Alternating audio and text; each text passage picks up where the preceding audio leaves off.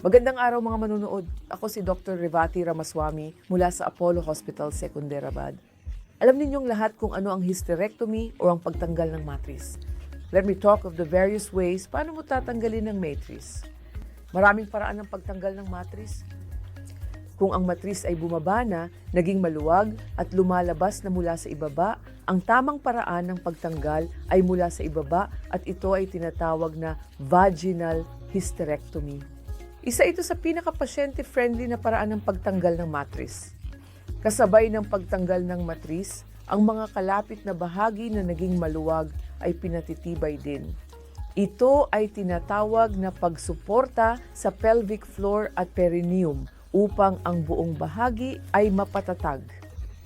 Ang isa pang paraan ay laparoscopic hysterectomy, kung saan tinatanggal ang matris mula sa tiyan gamit ang napakaliit na hiwa, mga kalahati hanggang 1 sentimetro lamang ang laki.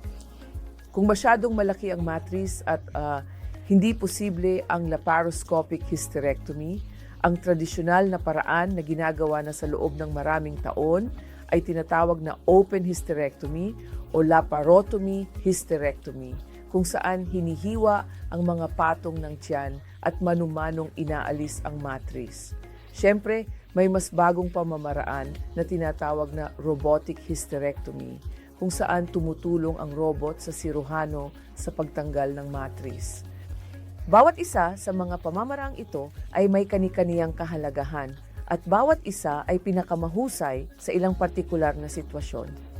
Kaya ano ang nagtatakda kung anong uri ng hysterectomy ang gagawin? Ito ay depende sa uri ng matris, uri ng problema, at kakayahan ng siruhano. Kailangan nating pagsamahin ang lahat ng ito at magpasya kung ano ang tamang paraan para sa iyo. Hindi ko masasabi na mas mataas ang isang paraan kaysa sa iba.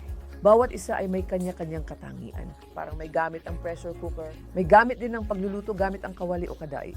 Meron kang tungkulin ng microwave oven, may papel kang rice cooker.